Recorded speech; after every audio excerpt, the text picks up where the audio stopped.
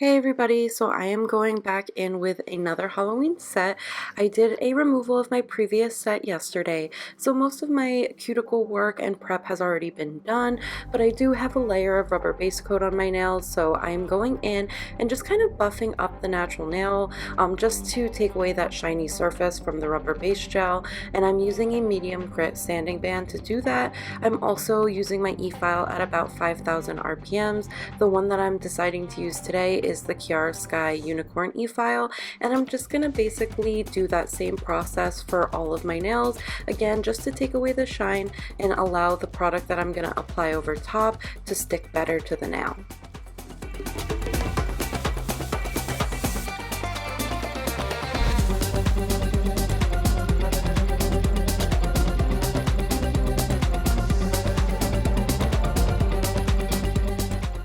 Once all that is done, I'm going in with Not Polished Triple X Bond. This is their primer, and I'm using Not Polished Nude Panther OG 102 acrylic and Young Nails Core Natural acrylic, along with the Young Nails Short Original Forms.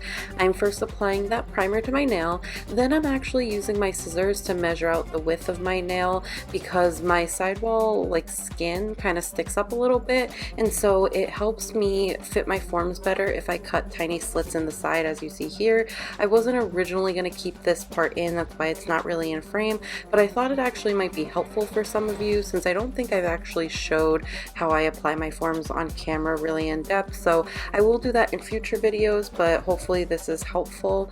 And once that's applied, I go in with the Young Nails Core Natural. Since it is a very transparent shade, I feel like it just looks a lot cleaner underneath the nail when your nail starts growing out to have a clear or transparent shade underneath there, so I use that color to just connect my natural nail to the form.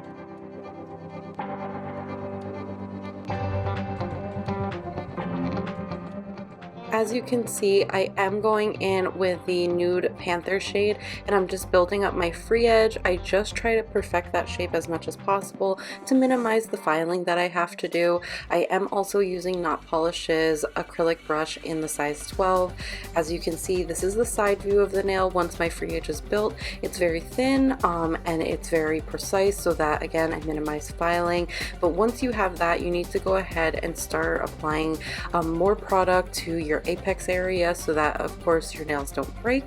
So that is what I'm doing here. I just work my way back towards my cuticle, and this is going to be a full nude nail, so I am just going in with that same Not Polish Nude Panther all the way back to my cuticle area, and just kind of cleaning up and perfecting that shape as I go. I left in a lot of my application because I want you guys to see you don't need to do a 1 bead, 2 bead, 3 bead method. Do the amount of beads that works for you. For me, smaller beads are easier to control, so I prefer to go in with multiple smaller beads instead of trying to get the whole nail done in say 1 or 2 beads. It just helps me have a more perfected shape and minimizes my time on filing. For my ring finger, I am going in with that same Core Natural acrylic from Young Nails, doing that same step. Again, I do it this way when I'm doing colored acrylic or nude. The only time I really don't do it is with clear, but that's because I'm doing it with the clear acrylic anyway. And so I'm going in with my Cassie Pearl Powder. This one is in number 25. It is a kind of like bronzy brown shade with some gold sparkle. More of like a gold shimmer throughout it. It's not like a traditional glitter. The shine is very fine, and I am using this to build out my free edge. So the one thing is when you're using colored acrylics, they do pick up slightly differently than your nudes or clears, so I don't get as big of beads when I'm picking up this color, so I do go in with a lot more beads to just build out this free edge. And I am going to be doing an ombre, but this is where I kind of mess up.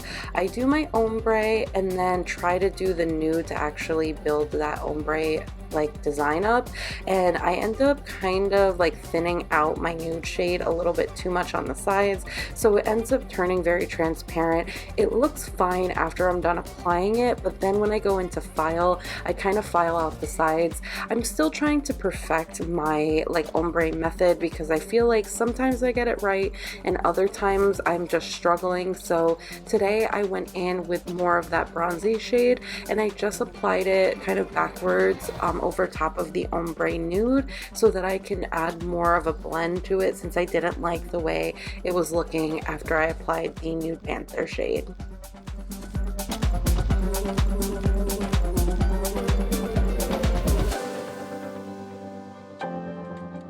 And once you have that to your liking, you can go in with some clear acrylic. This one is also by Not Polish, and I'm just going to encapsulate the ombre shade, as well as going in and just building up that apex and building up that nail, since I only have a thin amount of that colored acrylic placed on the free edge. You need to make sure you have enough structure so the nail doesn't break, so that's why you're using the clear, because it'll help with the strength of the nail as well as protecting the ombre. And again, I'm going in with that same core natural shade, building out the like connection between my natural nail and the form. And this time I'm going in with another pearl powder by Cassie. This one is in number 69. It's kind of like an orange with some silver glitter throughout it. So I am building that up as my free edge, and I'm actually doing a full nail of this on my middle finger and my pointer finger. The only thing that I kind of forgot was that my room was not super warm today, and glitter does make colored acrylic set just a little bit slower than normal acrylic. So when I was applying this, it was very wet and it was kind of running away from me, so these two fingers ended up being applied a little bit wide for me.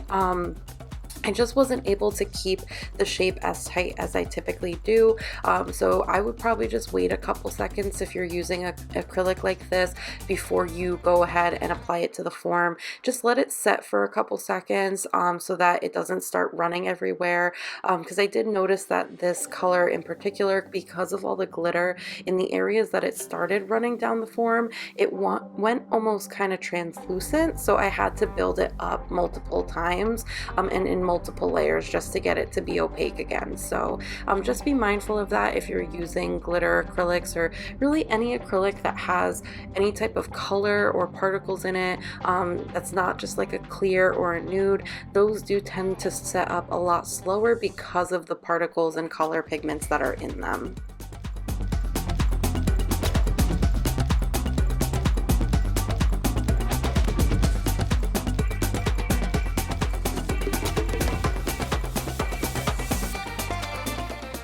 When you're applying this close to your cuticle area, you want to make sure you're doing it very, very thin, because you are going to have to encapsulate this. If you're doing a flat color that doesn't have any shimmer or sparkle, you can technically use that by itself and not encapsulate it if you want to.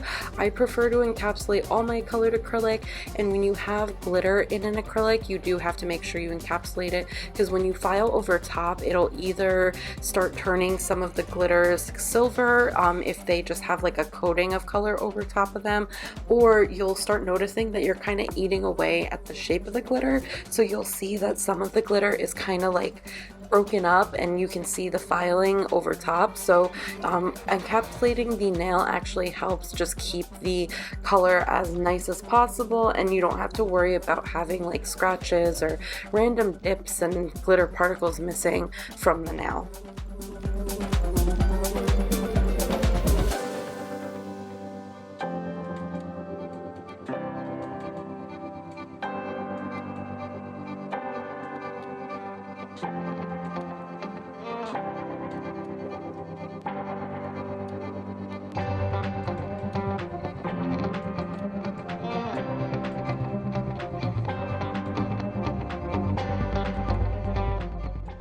Again, as you see here, I'm kind of fighting with that acrylic just to build out my free edge, just because it wasn't setting up the way that I needed it to.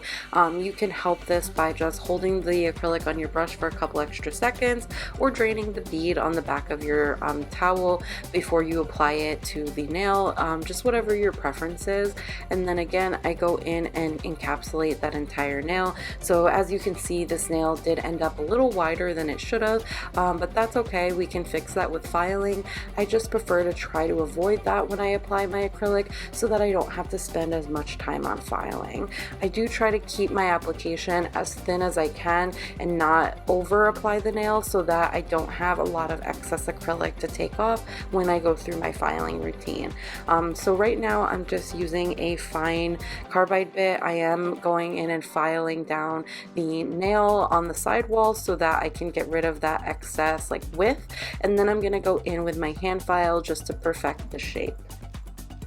So as I do this too, I am taking off any bulk, which typically for me is along the sidewalls of the nail and along the cuticle area.